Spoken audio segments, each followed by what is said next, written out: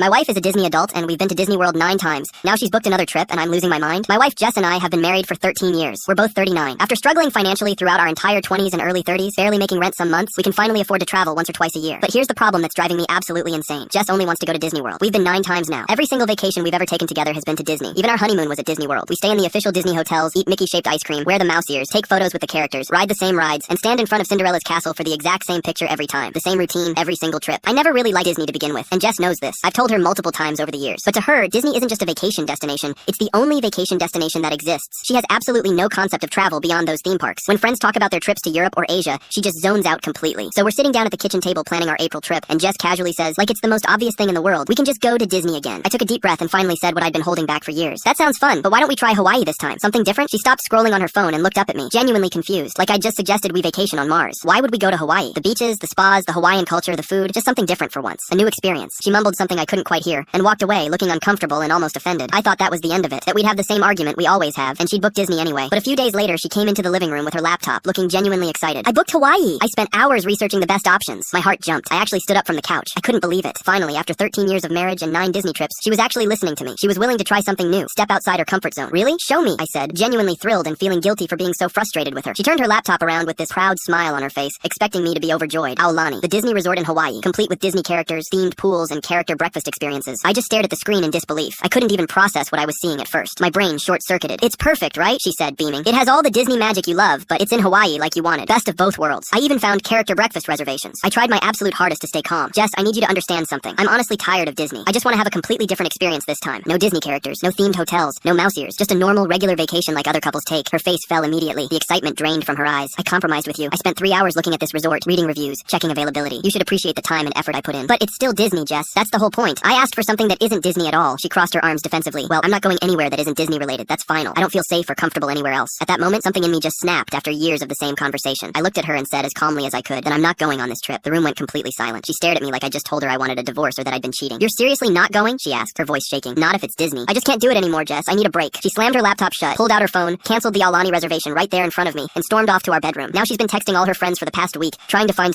anyone, to go to Disney World with her in April, without me. We haven't really spoken in 5 days except for basic necessities. She's furious, sleeping in the guest room, and I'm mentally and emotionally exhausted from years of this same cycle. The craziest part that keeps me up at night, she genuinely, truly doesn't understand why I'm upset. In her mind, booking the Disney resort in Hawaii was her making a huge compromise and sacrifice. She sees it as bending over backwards, going above and beyond to meet me halfway. I love my wife deeply, but I'm starting to wonder if this Disney obsession is actually a serious problem we need to address. Like, is this normal adult behavior? Are there other couples dealing with this exact situation? Because right now, lying in bed alone, I feel like I'm married to someone who would genuinely choose Mickey Mouse over her own husband, and I don't know what to do about it anymore.